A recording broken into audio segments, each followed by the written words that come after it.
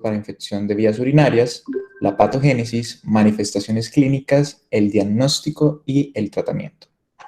Siguiente, por favor. Bueno, para hablar de la introducción, vamos a hablar de que las infecciones urinarias se encuentran entre las infecciones bacterianas más frecuentes.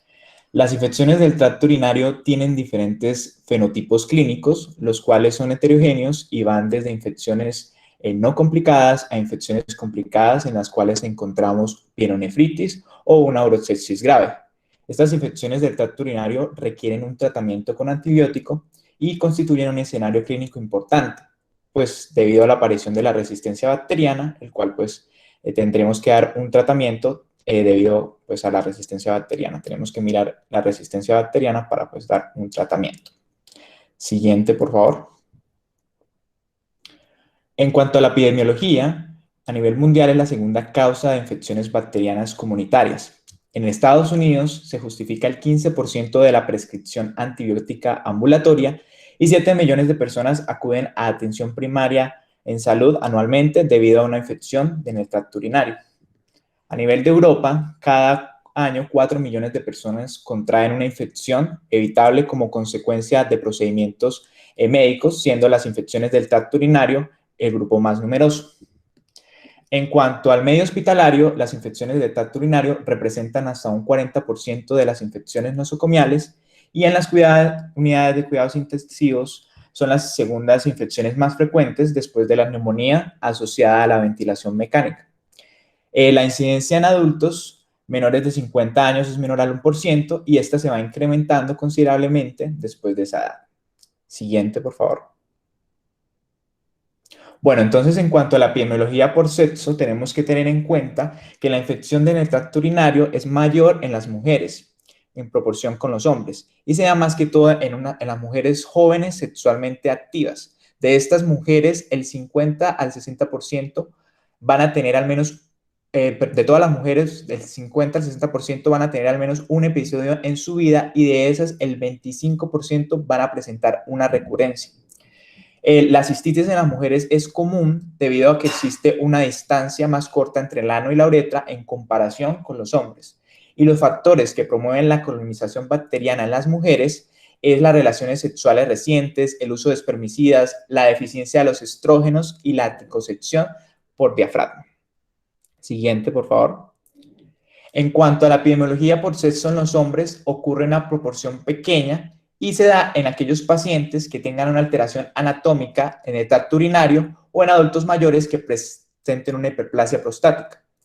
Los factores que promueven esta colonización bacteriana en los hombres es el coito anal insertivo y la falta de circuncisión.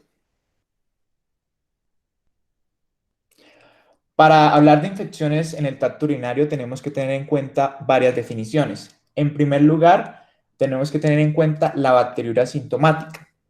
En la bacteriuria sintomática no se considera una infección del tracto urinario y se define con un recuento de 100.000 unidades formadoras de colonias en 2 muestras consecutivas de orina en mujeres o una muestra en hombres, o un recuento de 100.000 unidades formadoras de colonia tomada por una sonda uretral en hombres o mujeres. Pero tenemos que tener en cuenta que en la bacteriuria sintomática no hay signos o síntomas atribuibles a infecciones del tracto urinario.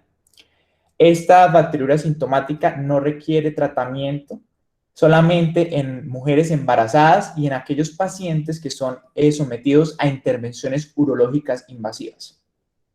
Siguiente, por favor. Entonces, ¿qué es la infección del tracto urinario?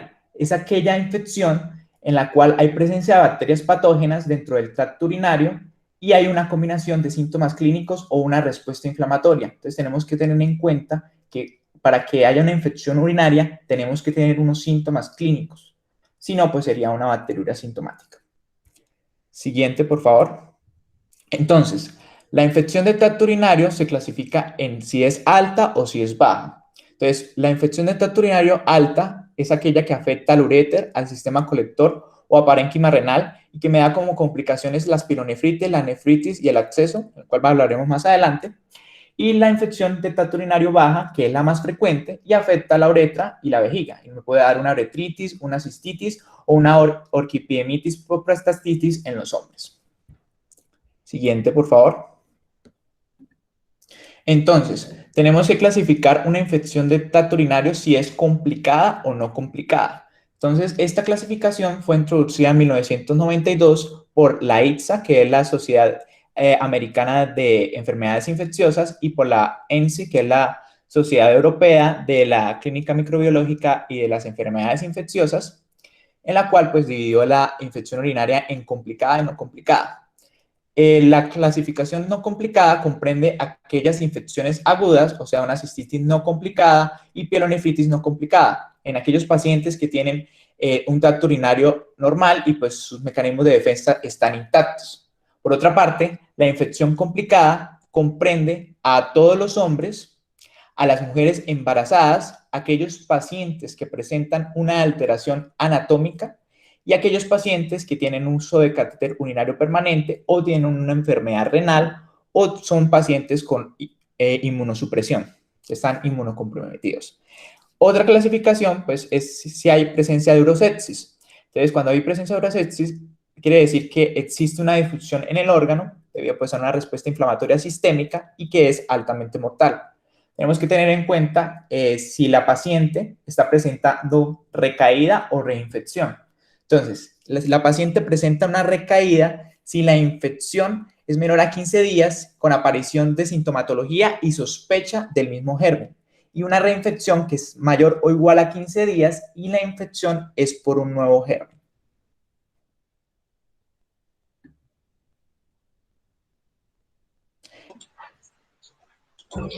Vale, en cuanto a la etiología y los factores de riesgo, las ITU pueden estar causadas por una o por gran variedad de patógenos. Se incluyen bacterias gram negativas, gram positivas y también hongos. Los microorganismos causantes generalmente provienen de la flora entérica que coloniza el peritoneo y la uretra. La mayoría está dada por bacterias que ascienden desde la región periuretral. La E. coli causa entre el 80 y el 85% de ITU adquiridas en la comunidad y un 50% adquiridas en el hospital. Y las demás van a estar dadas por enterobacterias gram negativas como Proteus y Klebsiella, gram positivos como Enterococcus faecalis, Staphylococcus saprophyticus, hongos, algunas especies de cándida, y cuando la diseminación es hematógena, sea principalmente en pacientes inmunodeprimidos. En cuanto a los factores de riesgo y asociaciones, la mayor incidencia se da en mujeres jóvenes sexualmente activas entre 18 y 24 años. Las infecciones del tracto urinario ocurren con mayor frecuencia en mujeres, en pacientes que tienen comorbilidades como diabetes mal controlada, infección de VIH, embarazo, alguna lesión de la médula espinal. Otras alteraciones, infecciones intrahospitalarias y multiresistentes, condiciones asociadas a la reducción del flujo de orina, factores que promueven la colonización bacteriana, factores que facilitan el ascenso bacteriano, como el cateterismo urinario y la incontinencia urinaria. Siguiente. Listo. Las guías europeas sobre infecciones urológicas clasifican los factores de riesgo en 6 categorías con el acrónimo ORENUC. Entonces, en la O tenemos que son pacientes sin factores de riesgo conocidos, por ejemplo, las mujeres premenopáusicas no gestantes. En la R tenemos factores de riesgo recurrentes, son la actividad sexual, dispositivos anticonceptivos, espermicidas, diabetes mellitus mal controlada, déficits hormonales tras la menopausia. En la E están los factores de riesgo extraurogenitales como la inmunosupresión, enfermedades autoinmunes o el tejido conectivo, el hecho de ser hombres, la gestación y también diabetes mellitus. En la N tenemos factores de riesgo nefrológicos como la insuficiencia renal. En la U, factores de riesgo urológicos, pero que son corregibles, como la bacteriuria asintomática combinada a otro factor de riesgo de otra categoría de las ya nombradas, obstrucción ureteral por litiasis u otras causas, el catéter urinario transitorio. En la C tenemos factores de riesgo urológicos no corregibles y el catéter urinario permanente es el catéter que está pues a largo plazo. Siguiente. Bueno, la fisiopatología de las IU en esta existen factores patogénicos tanto del huésped como del germen responsable de la infección. Los factores del huésped consisten en alteraciones, por ejemplo, del flujo urinario, alteraciones químicas y hormonales del epitelio, el embarazo y todos esos factores de riesgo de asociaciones que ya mencioné. En cuanto a los factores de los microorganismos, pues estos poseen características propias que les van a facilitar la colonización y permanencia dentro del tracto urinario. Dicho esto, la patogenia de IBU es una combinación entre la capacidad de virulencia de la bacteria y los mecanismos del huésped que pues la bacteria logra vencer. Los mecanismos del huésped pueden ser mecánicos, que es el enjuague físico de los patógenos a través del flujo urinario y el sistema inmunológico. Y los factores patogénicos de virulencia están la motilidad bacteriana, la formación de biopelículas, la presencia de lipopolisacáridos, producción de toxinas y la absorción de hierro, que son factores que ayudan y mejoran la supervivencia bacteriana. Entonces, una vez instaurado el patógeno en las vías urinarias, pues este se va a abrir paso por el intersticio y va a generar una respuesta inmune con elevación de algunas sustancias como histaminas, citocinas y otras sustancias proinflamatorias que van a hacer que se aumente la permeabilidad vascular y con ello activación de células endoteliales. Al final, pues esta reacción química va a favorecer la llegada del sistema inmunológico pues, para hacer frente a la infección, lo cual va a estimular unas fibras nociceptivas que generan el malestar y pues esta va a ser la razón por la que van a consultar los pacientes en la mayoría de los casos. Siguiente. Listo. En las manifestaciones clínicas, pues en las IBU baja va a estar representada por disuria, polacuria, nicturia, macromaturia, dolor suprapúbico y dolor lumbar. En las IBU alta se caracterizan por dolor costovertebral, náuseas y vómito, una respuesta inflamatoria sistémica, pues ya con todos sus signos y síntomas, taquicardia, taquipnea, fiebre. Siguiente.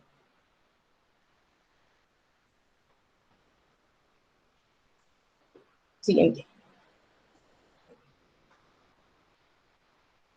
Ahí. Listo, entonces en este cuadro pues observamos como una categorización de las IBU, entonces la cistitis simple o pielonefritis en una mujer premenopáusica no embarazada sin anomalías urológicas subyacentes se denomina como una IBU, una infección urinaria aguda no complicada y va a ser complicada cuando es una cistitis o pielonefritis pero en un paciente que tiene anomalías urológicas o otras alteraciones importantes y algunas comorbilidades.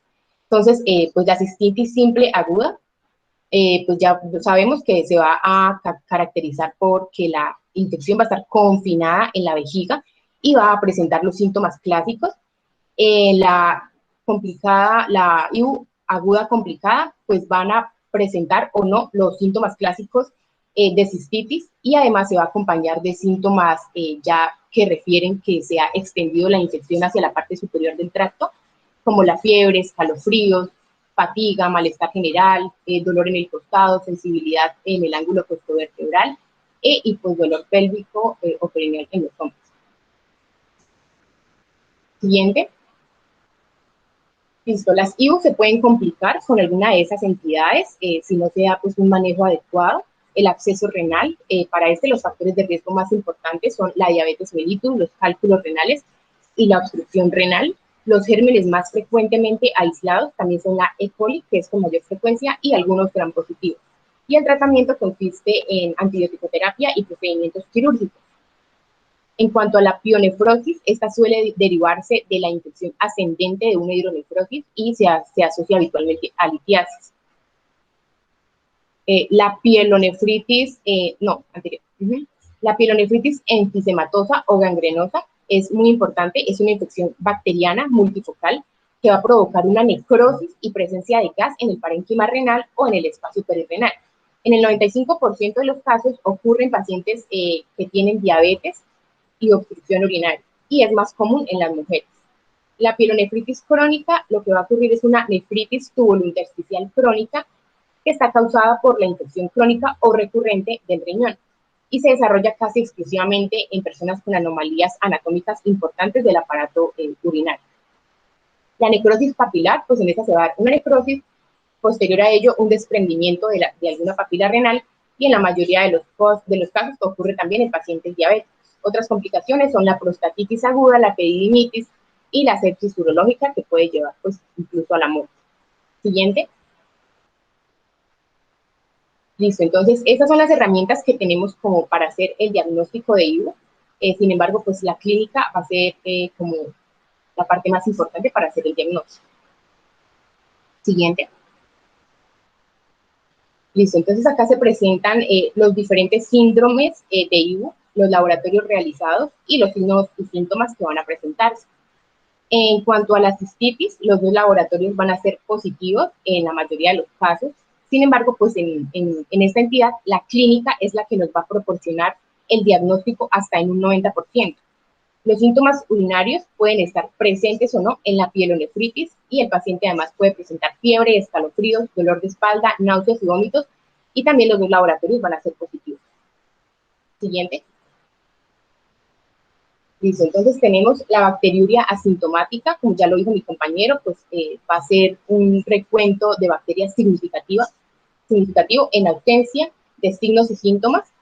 En la bacteriuria asintomática se recomienda el tamizaje solo en mujeres embarazadas y en pacientes previos a procedimientos urológicos.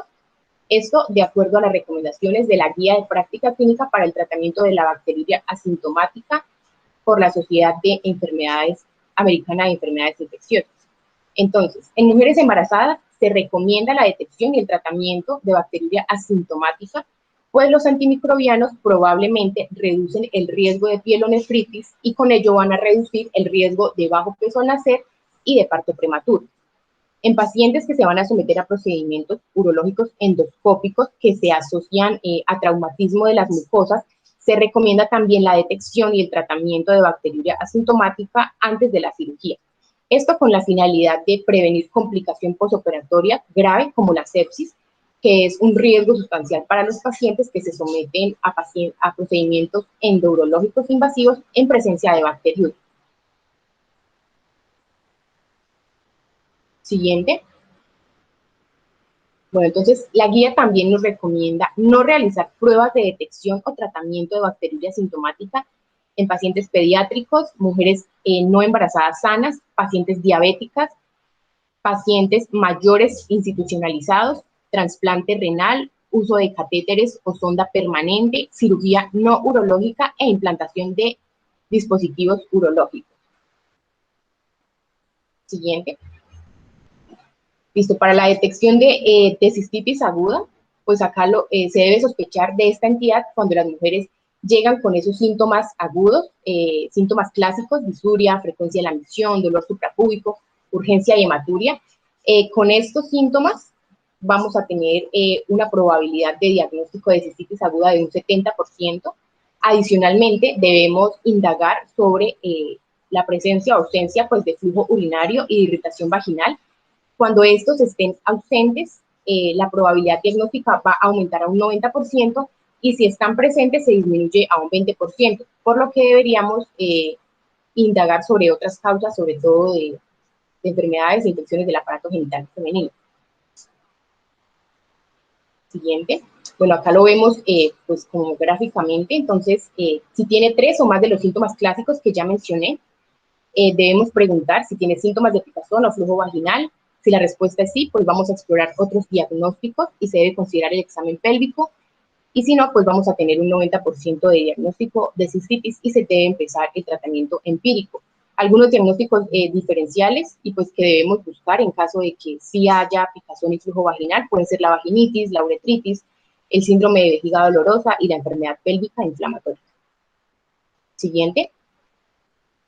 Listo, cuando hay mujeres con probabilidades intermedias de infección urinaria, es decir, que tienen 2 o menos síntomas clásicos, se recomienda realizar un gram de orina sin centrifugar. Entonces, el criterio de positividad va a ser 1 o más bacterias por campo de inmersión, que va a ser equivalente a un urocultivo con más de 10 a las 5 unidades formadoras de colonias por mililitro. Siguiente. Las tiras reactivas solo se indican para las mujeres que tienen signos y síntomas mínimos y cuya probabilidad de infección del tracto urinario está en un rango intermedio, es decir, alrededor de un 50%. Entonces, cuando está presente solo un síntoma o un signo, se realiza la prueba de tira reactiva. Entonces, cuando es positiva, se asocia con una probabilidad de bacteriuria hasta en un 80%.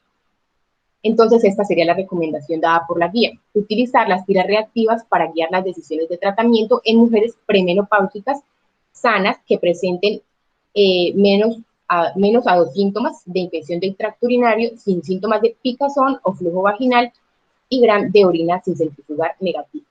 Acá lo vemos también gráficamente en el algoritmo, entonces 2 o menos de los síntomas, indagar también sobre síntomas de picazón o flujo vaginal. Si no los tiene, el gram de orina sin centrifugar, que si nos va a salir negativo vamos a pedir la prueba de tira reactiva. Si no sale negativo, pues la probabilidad post-test es de un 20% de que sí sea una IU, y si sale positivo, la probabilidad sería del 80%. Siguiente. Entonces, el urocultivo, bueno, se considera la posibilidad de pielonefritis en pacientes que presentan síntomas o signos de infección urinaria y que tienen fiebre o dolor lumbar. Entonces, debemos indagar también sobre la presencia de estos síntomas, y se va a ordenar un urocultivo en los pacientes en los que sospechemos de pielonefritis aguda, en los que los síntomas se repiten o no se resuelven después de la finalización del tratamiento, en los que se presentan síntomas atípicos en sospecha de cistitis, los que tienen al menos un episodio previo en el último año y los que hayan recibido un tratamiento antibiótico en los últimos 6 meses por cualquier causa.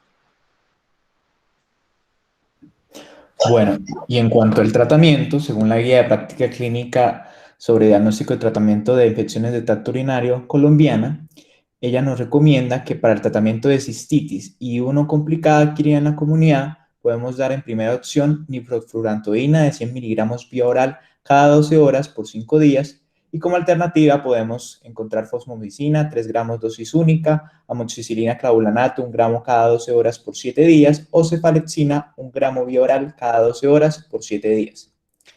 Las recomendaciones para el tratamiento de pielonefritis no complicada a nivel ambulatorio: en primera opción tenemos la cefalexina, 1 gramo vía oral cada 12 horas, y como alternativa tenemos la amoxicilina clavulanato, 1 gramo cada 12 horas por 7 días. Y a nivel hospitalario, cuando ya es complicada, una opción de cefalocina, 2 gramos intravenoso cada 8 horas, o una alternativa es ampicilina sulfatán, 3 gramos intravenoso cada 6 horas, o amicacina, 15 miligramos por kilogramo, dosis única diaria. Bueno, entonces aquí podemos observar los antibióticos, las dosis y las indicaciones. Para cistitis no complicada, pues tenemos la nitrofurantoína o la fosfomicina. Para una cistitis no complicada o una pielonefritis no complicada, tenemos la amoxicilina clavulanato, 1 gramo vía oral cada 2 horas durante 7 días o 10 días, o la cefalexina, 1 gramo vía oral cada 12 horas durante 7 días o 10 días. Y estos, pues, beta-lactámicos y aminoglucósidos se deben ajustar de acuerdo a la función renal del paciente. Para la pielonefritis no complicada, pues también tenemos la cefuroxina acetil, 500 miligramos vía oral cada 12 horas. Y para la pielonefritis no complicada, pues tenemos la cefazolina, la ampicilina sulfatán y la amicacina. Y ahí están las dosis. Bueno, entonces en el algoritmo, según el algoritmo de la clínica La Foscal, tenemos que tener en cuenta que el paciente presente 2 o más síntomas urinarios típicos, como lo había mencionado anteriormente mi compañera: disuria, poliacuria, dolor suprapúbico, y si es mujer, si existe una existencia de prurito o flujo vaginal. Si es así, pues explorar o considerar otros diagnósticos al realizar un examen pélvico, otros diagnósticos como la vaginitis, la uretritis o la enfermedad pélvica inflamatoria. Si es negativo esta parte, entonces se toma un uroanálisis y se hace un gram de orina y el ovocultivo.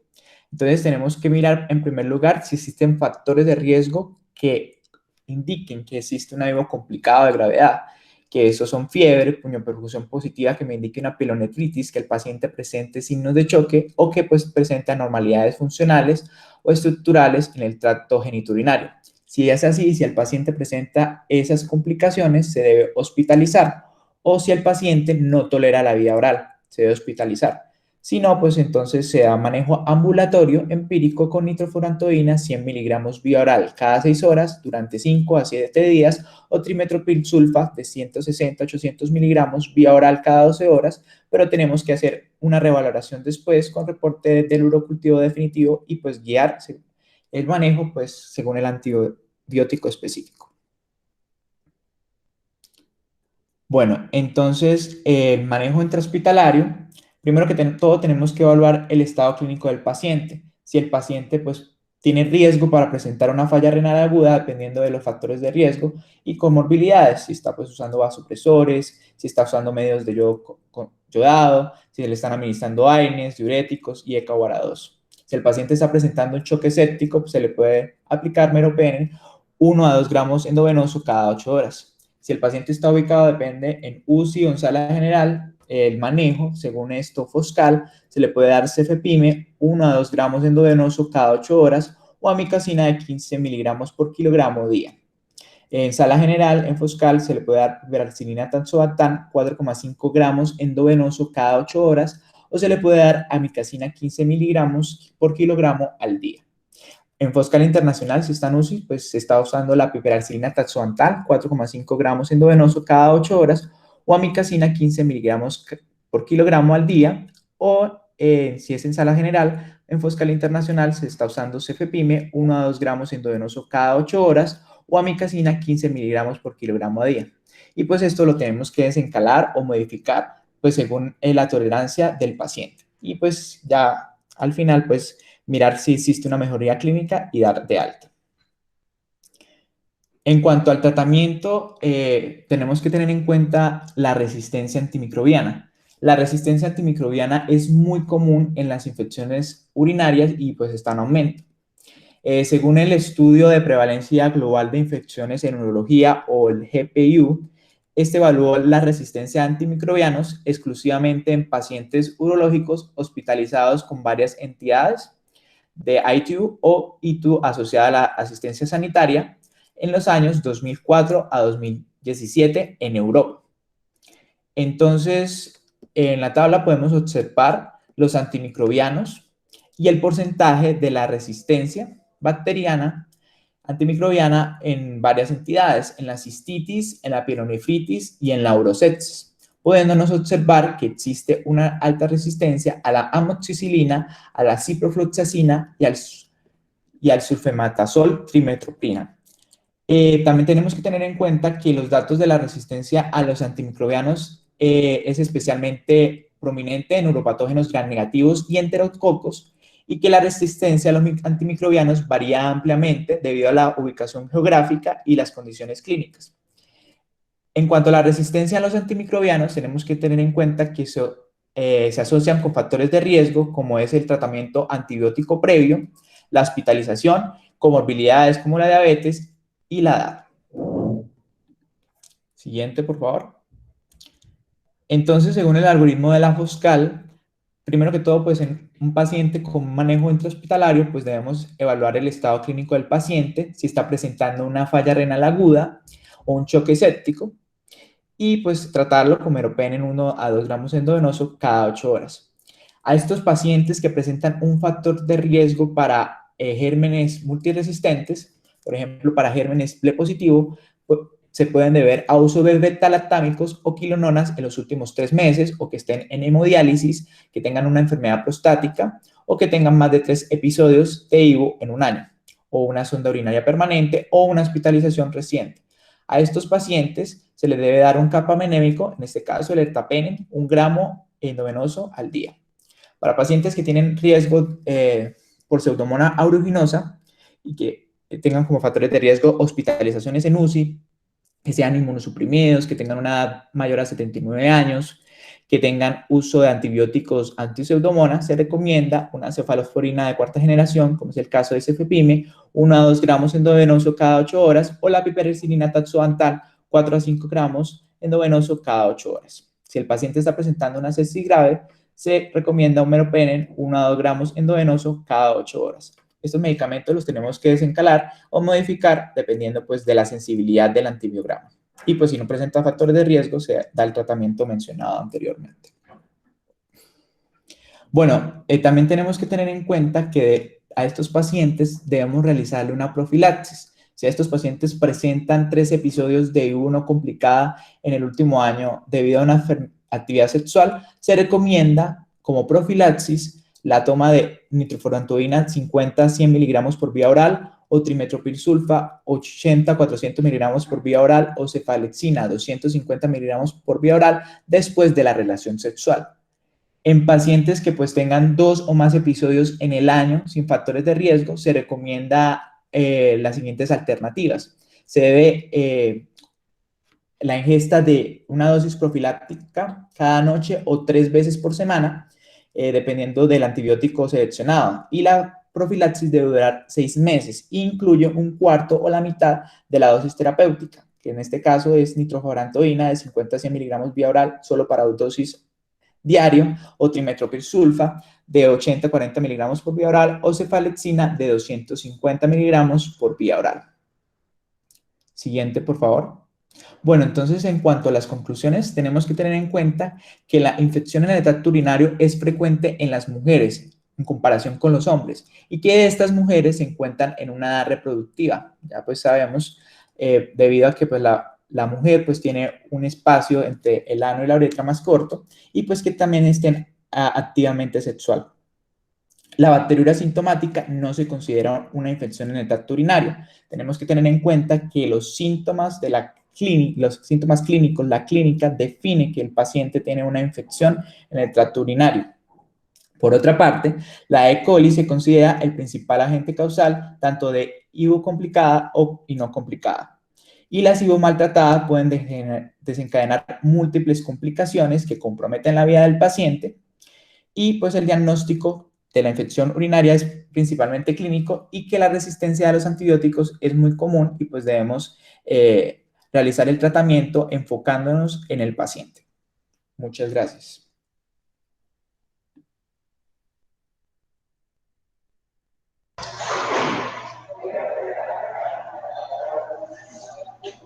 Bueno, muchas gracias a todos los asistentes y a los expositores.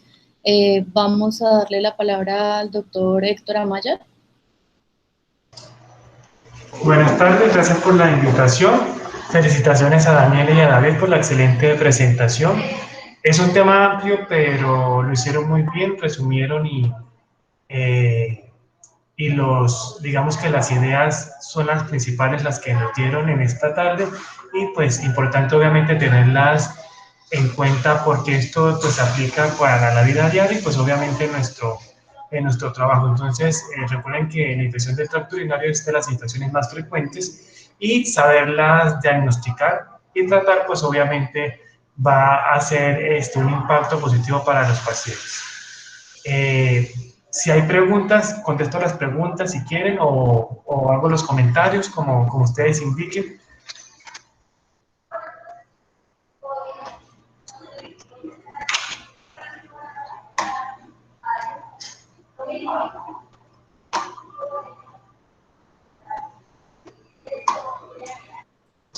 Doctor, parece ser que no hay preguntas, pero ¿nos podría ayudar con los comentarios, por favor? Digamos que cuando uno se enfrenta a los pacientes con infección del tracto urinario, a veces tenemos pues es algo desafortunado porque a veces pensamos que todo es infección de vías urinarias. Entonces recuerden que tocamos a la puerta de infección de vías urinarias partiendo de los síntomas. Y desafortunadamente ahorita lo que vemos es que primero salen los exámenes y luego le preguntamos al paciente ¿tiene alcohol al orinar? Entonces el gran mensaje de hoy es que lo más importante en la infección del tracto urinario es la clínica.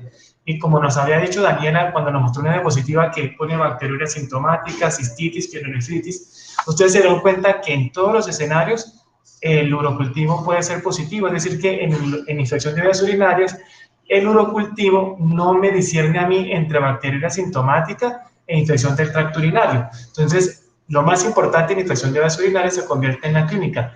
No podemos andar solicitando urocultivos a diestra y siniestra para diagnosticar infección de vías urinarias, porque lo más importante son los síntomas. Entonces, la primera gran mensaje de hoy es que vamos a solicitar urocultivos cuando yo sospeche infección de vías urinarias. Si ustedes pasan por los pisos de hospitalización, ustedes ven pacientes con neumonía, pero tienen un urocultivo positivo.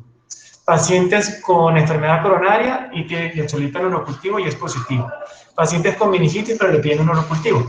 Uno se pone a revisar, pero la indicación del urocultivo es la presencia de síntomas o signos en los pacientes que no tienen o no pueden referir síntomas urinarios irritativos, y de ese constructo yo hago un urocultivo pues para dar tratamiento dirigido, pero nunca al revés. Entonces el paciente llegó con neumonía, le mandó el urocultivo y salió positivo, y le pregunto al paciente, ¿tiene ardor al orinar? Y yo le induzco la respuesta del paciente, ¿tiene usted ardor al orinar? Y el paciente, sí, sí, he tenido ardor al orinar. Entonces comienzan a modificar los tratamientos de neumonía, infección del tracto urinario, y pues obviamente el que no se beneficia es el paciente porque pues tiene un tratamiento inadecuado, y para nosotros y para toda la población, en el hospital como fuera del hospital, es la resistencia bacteriana, porque en la medida que utilizamos más antibióticos, pues desafortunadamente las bacterias se vuelven más resistentes. Entonces es importante que yo sospecho infección del tracto urinario cuando hay una clínica sugestiva de infección de vías urinarias. Nunca vamos a solicitar un urocultivo en pacientes que no tienen una sospecha de infección de vías urinarias. Imagínense que yo me voy para un hogar geriátrico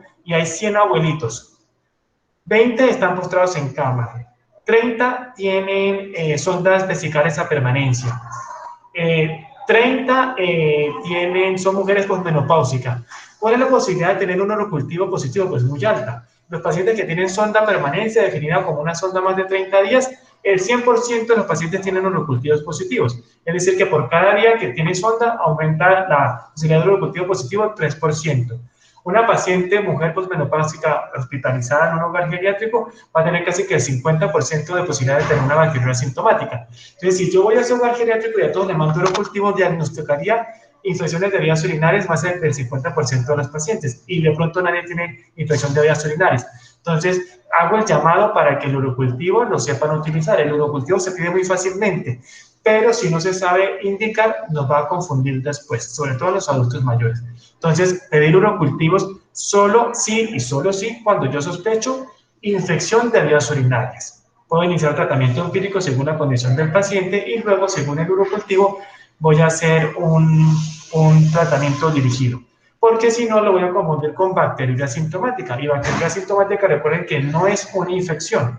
Bacteriuria asintomática es una condición que en algunos pacientes sí tiene indicación de tratamiento. Y lo más importante de la bacteriuria asintomática son en pacientes que van a ser llevados a procedimientos urológicos, solo procedimientos urológicos donde sangra la mucosa. Si un paciente lo van a operar de un reemplazo valvular o le van a colocar una prótesis en ortopedia, una prótesis articular, pues no tiene nada que ver una bacteriuria asintomática con una posibilidad de infección del sitio operatorio. Entonces, los únicos pacientes que van a ser llevados a tratamiento antes de por bacteriuria asintomática serían en procedimientos urológicos donde haya sangrado de mucosa, porque si hay sangrado de la mucosa, pues obviamente va a poderse generar una bacteria a partir de la bacteriuria asintomática que tenga el paciente. Y el otro grupo son las gestantes.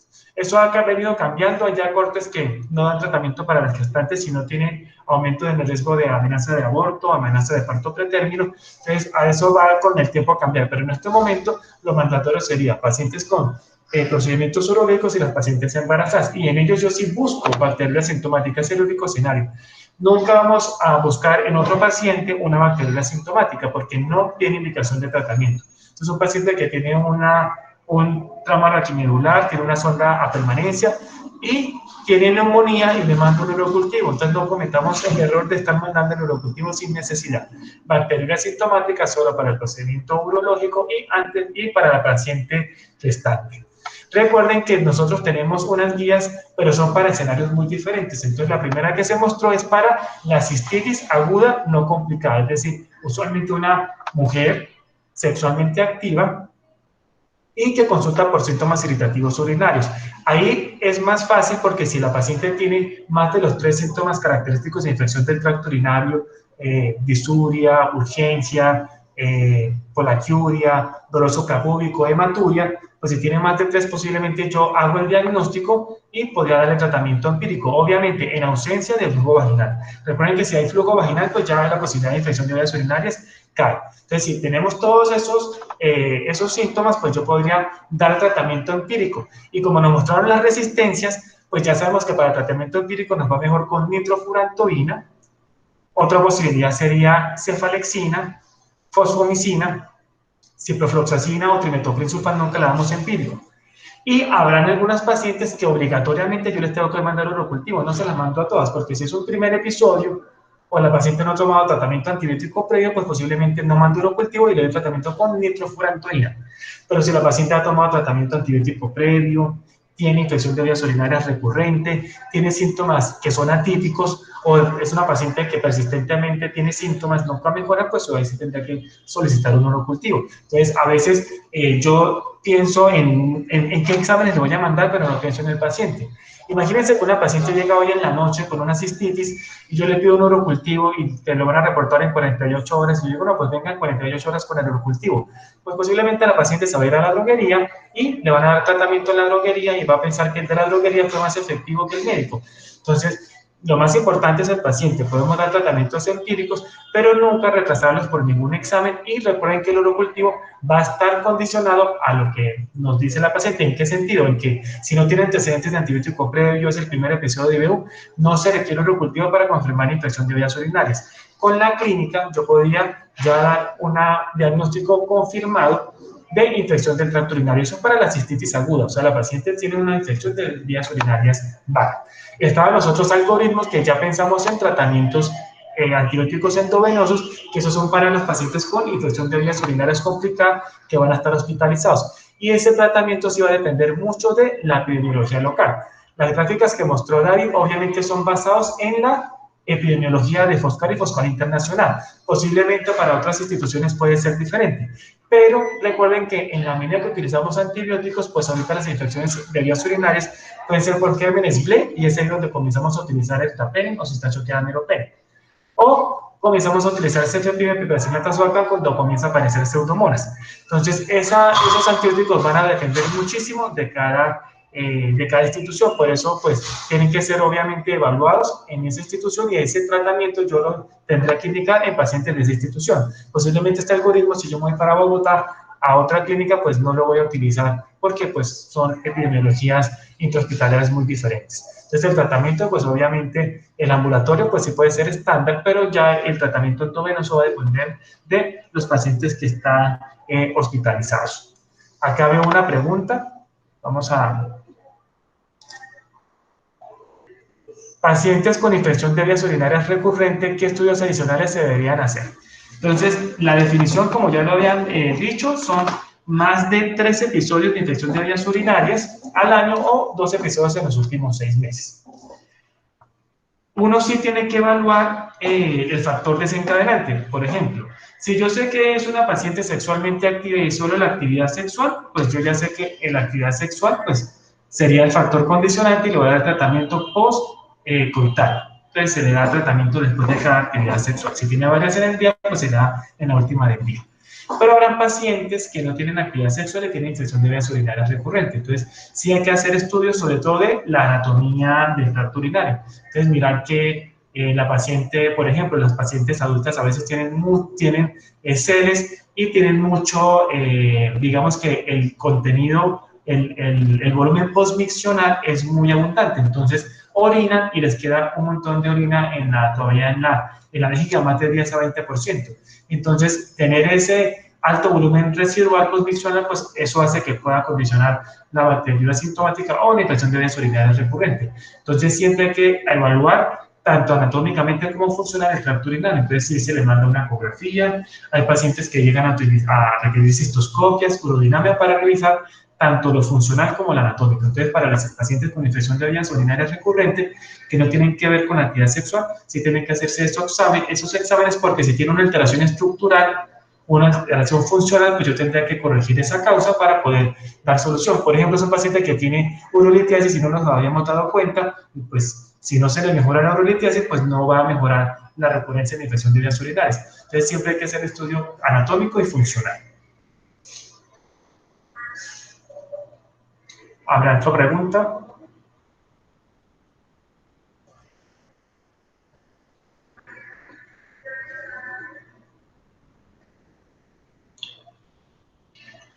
El tiempo de preguntar.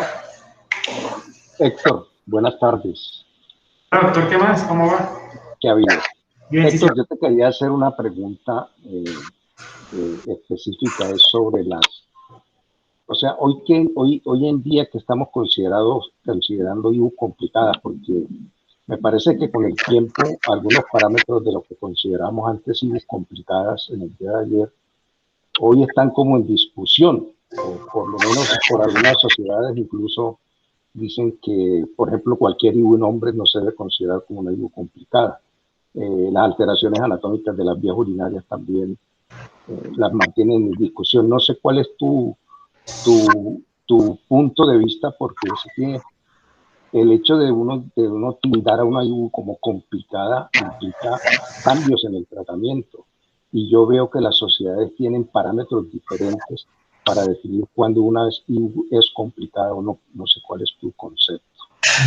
Ok, digamos que la definición continúa siendo la misma y hacen parte del hospedero, que es la alteración anatómico-funcional del tracto urinario, lo que me dice si es complicado o no. Antes, cuando decíamos que era una infección de vías urinarias complicada, entonces los tratamientos antibióticos eran más prolongados. No necesariamente endovenosos, pero sí prolongados. Entonces hablábamos de 14 días y en cambio una no complicada, entonces serían 7 días. Entonces, en la medida que pasa el tiempo, nos hemos dado cuenta que los ciclos de tratamiento antibiótico, entre más cortos, son mejores. Menos es más. Entonces, cuando uno compara ciclos de 7 días a 14 días, la recurrencia es igual con 7, 10 y 14, pero los efectos adversos son mayores con tratamientos prolongados y más la resistencia bacteriana. Entonces, por ejemplo, para el caso particular de los hombres, como la anatomía del hombre es diferente, pues el hecho de que haya tenido una infección de vías urinarias se traduce como complicado porque anatómicamente es más difícil que la infección de vías urinarias. Y de hecho la infección de vías urinarias en el hombre se ve cuando tenemos hiperplasia prostática. Y ya la hiperplasia prostática sería una alteración anatómica que también puede causar una alteración funcional y por eso en el hombre se debe definir como complicada. Pero esa definición ahora no significa que el tratamiento va a ser de 14 días. Solo si tengo una prostatitis. Recuerden que en prostatitis ya el tratamiento cambia. Los tratamientos incluso son de 28 días. Entonces, cuando decimos complicada, no necesariamente en este momento nos tenemos que casar que el paciente tiene que recibir un tratamiento prolongado o tratamiento endovenoso. Entonces, para el estudio, para el tratamiento ambulatorio en los hombres, que es el problema, y que uno dice complicada en el hombre, entonces va para 14 días, se ha visto que el tratamiento ambulatorio es igual de 7 a 14 días. Entonces, uno ya tiende a dar tratamientos cortos y la definición de complicada y no complicada, que a veces se da como taxativa que la complicada era tratamiento prolongado, nos ha permitido bajar los días de tratamiento antibiótico. Entonces, ahorita sin importar si es complicado o no complicado, sobre todo la complicada, yo puedo dar tratamientos antibióticos cortos. Entonces, el problema en el hombre, que se puede seguir definiendo como complicado, pero ya el tratamiento no va a ser prolongado. Será prolongado solo si el paciente tiene prostatitis. Pero el tratamiento, por ejemplo, ambulatorio del hombre, si tiene una mejoría, pues pueden ser de 7 días. Hay condiciones que hacen que el tratamiento va a ser prolongado. Y por eso siempre es importante tener esa parte de la complicada. Por ejemplo, es un paciente que tiene cálculos en la vía urinaria. Y sabemos que en el cálculo se pegan las bacterias y eso hace que el paciente tenga una IBU recurrente o una IBU persistente, nunca mejora. Entonces, en esos pacientes posiblemente sí van a requerir tratamientos muy prolongados hasta que no se resuelva la causa de la definición de complicado de la recurrencia, en ese caso una urolitiasis. Entonces, esas definiciones de complicada o no complicada sí varían mucho, pero usualmente siempre la alteración anatómica y funcional es la que marca el diagnóstico de complicada. Pero ahora sabemos que el hecho de que yo diga que es complicada no significa que le tengo que dar 14 días de tratamiento. Entonces, por ejemplo, una paciente que sea monorrenal, pues sería complicado porque puede tener una alteración anatómica y funcional, pero si la paciente mejoró rápidamente, 7 días de tratamiento estarían adecuados. Entonces, ya ahorita la duración del tratamiento no va ligada a lo complicada con 14 días. Entonces, eso ha permitido que de pronto, a pesar de que puedan haber confusiones con complicada o no complicada, el tratamiento puede ser incluso que parecido, porque en 7 días también le podemos dar el tratamiento a las IBUs complicadas siempre y cuando haya una evolución, por decirlo así, favorable. Recuerden que ahorita todos los procesos infecciosos hemos bajado los días. Entonces, por ejemplo, para bacteriemias, por gram negativos, hablamos de 14. Ahorita hablamos de 7 a 10, porque nos dimos cuenta que dar 10 o más de 10 días es lo mismo. ¿Qué se gana? Digamos que menos resistencia, porque entre más tiempo de antibiótico, más resistencia. Y menos efectos adversos, porque a más tratamiento, pues tenemos menos efectos adversos. Entonces, la recomendación sí es seguir clasificando complicado o no complicado, basado en la alteración estructural o funcional, pero de eso no depende ya la duración del tratamiento antibiótico. Ok, gracias.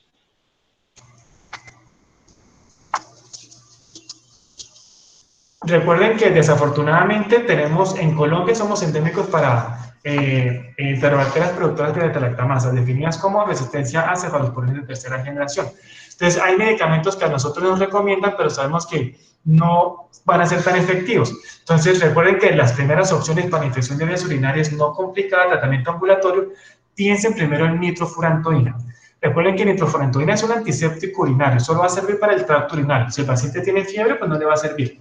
Entonces, nitrofurantoína le va mucho mejor porque si la paciente tiene una E. coli Blay, pues le va a servir nitrofurantoína. Entonces, siempre piensen en mejor opción, nitrofurantoína, porque posiblemente en este momento, como nos mostraron las resistencias, las cefalosporinas de primera, ampicilina, inclusive amoxicilina clavulanato, la resistencia es muy alta, entonces les va mejor con nitrofurantoína que con otro antibiótico.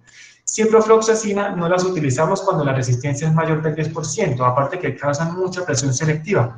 Pero ustedes se dan cuenta que la resistencia a ciprofloxacina puede ser de más del 30%. Y lo mismo trimethoprim sulfa, no se recomienda cuando la resistencia es mayor del 20%. Pero en Colombia la resistencia es de más del 50%, lo mismo que mostró David en esas tablas de resistencia europeas. Entonces, trimethoprim sulfa, ciprofloxacina para tratamiento empírico no son una buena opción. Entonces, para infección del tracto urinario, no complicado, ambulatorio, siempre piensen en nitrofurantoína. Entonces, cuando uno ve los urocultivos, uno ve Klebsiella pneumoniae resistente a todo, sensible a nitrofurantoína.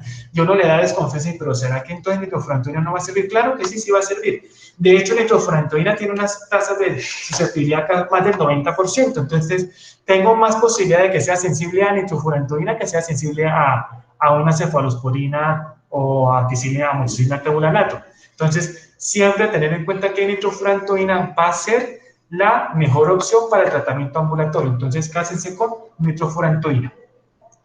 Ya para el tratamiento intrahospitalario, pues sí, ya pues no va a ser nitrofurantoína porque esa va a ser solo un antiséptico urinario. Ya para las complicadas o las que requieren hospitalización, pues sí van a ser los medicamentos acordes a la flora de cada institución.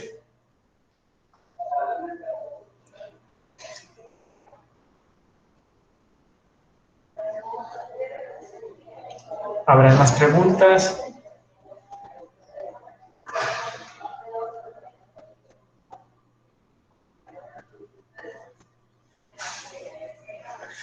Recuerden que antes de terminar, para los diagnósticos de infección del tracto urinario ya no utilizamos el parcial de orina. Si antes le enseñaban a uno tener leucocituria, que será como la respuesta inflamatoria, bacterias pues siempre vamos a tener en el tracto urinario en el parcial de orina.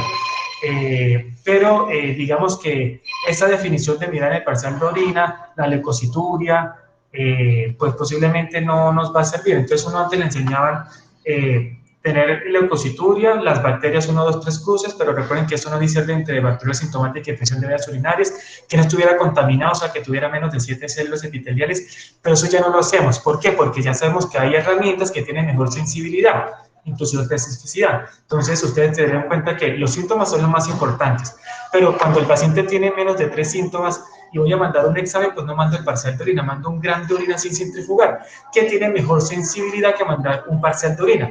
Entonces ya uno no revisa el parcial de orina, sí sirve para otras cosas, pero para infección del tracto urinario, pues no pensamos en parcial de orina, sino en un gram de orina sin centrifugar. Entonces, vamos cambiando como el chip de que no mando un parcial de orina, sino que gram de orina sin centrifugar. Y eso me va a ayudar para hacer el diagnóstico. Ya si el gram de orina sin centrifugar es negativo, pero yo sospecho infección del tracto urinario, pues sí ya comienzo con las otras que serían las tiras reactivas. Entonces, recuerden que el parcial de orina ya no lo estamos solicitando, sino que estamos haciendo el gram de orina sin centrifugar. Y ese examen no demora nada, pues el problema es que a veces las instituciones son muy grandes y no le dan prioridad, pero se toma la muestra y eso es mientras que ya se llega al laboratorio, lo toma la bacterióloga, pues toma la muestra del recipiente y la mira al microscopio. Entonces, porque si centrifugar no hay que hacer ningún procedimiento. Entonces ya el parcial de orina en infección del tracto urinario, ustedes no lo ven, sino que vemos el gram de orina sin centrifugar. Vemos las tiras reactivas para mirar arasa, nitratos, nitritos, y el urocultivo que sería, pues obviamente, el examen cuando está indicado. Entonces ya parcial de orina, pues si ustedes ven que no los estamos utilizando, sino gram de orina sin centrifugar. Y eso también aplica para el paciente hospitalizado. Pues no le doy no se solicitó el parcial de orina, sino gramo de orina sin centrifugar, si la sospecha es infección de vías urinarias. Recuerden que estos exámenes los solicitamos es porque yo le sospecho al paciente infección de vías urinarias, no porque se lo estoy haciendo de rutina a todos los pacientes.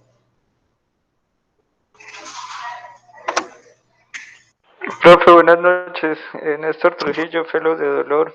Una preguntita que me queda.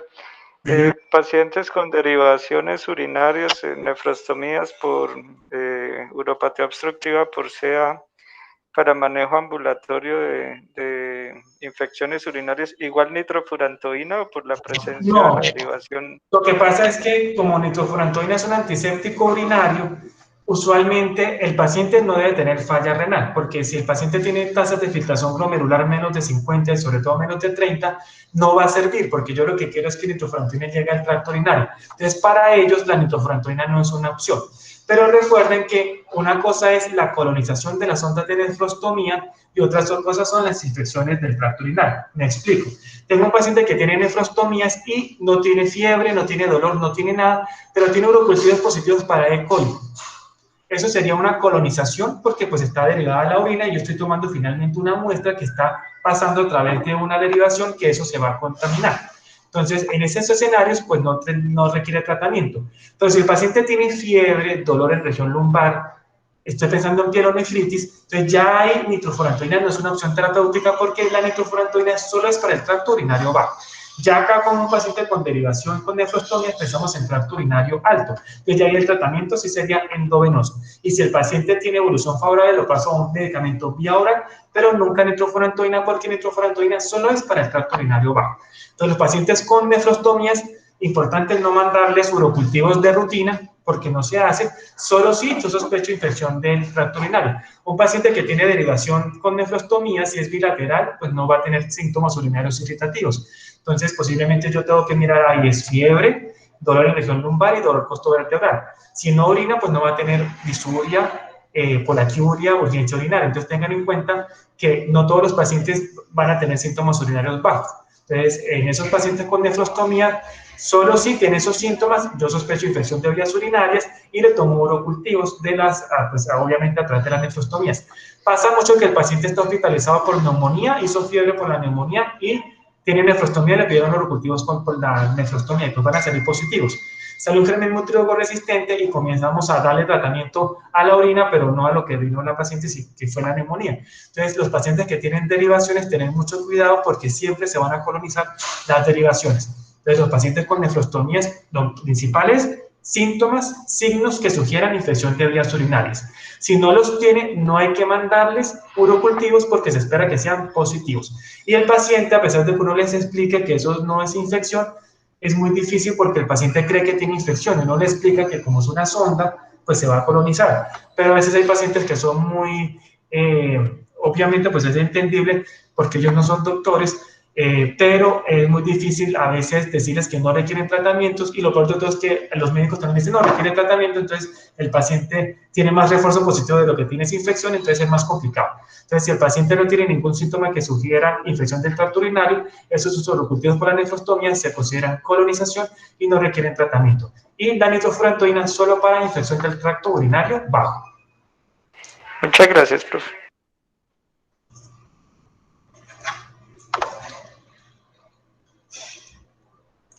¿Preguntas?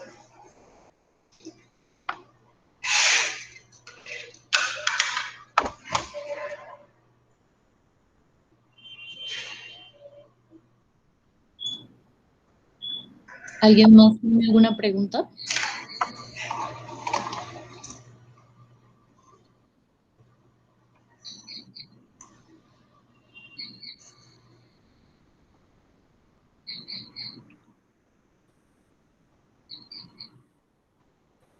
Parece ser que no. Entonces, pues primero agradecerle a los expositores, a Daniela y a César, y adicional también agradecerle al doctor Héctor Amaya por acompañarnos, a todos los estudiantes que nos acompañan y también a los doctores que nos están acompañando, el doctor José Ignacio y el doctor Néstor Trujillo. Recuerden que igual la charla se estuvo grabando y va a estar en el canal de YouTube. Muchas gracias a todos por acompañarnos. Gracias por la invitación, buen fin de semana. Gracias, doctor.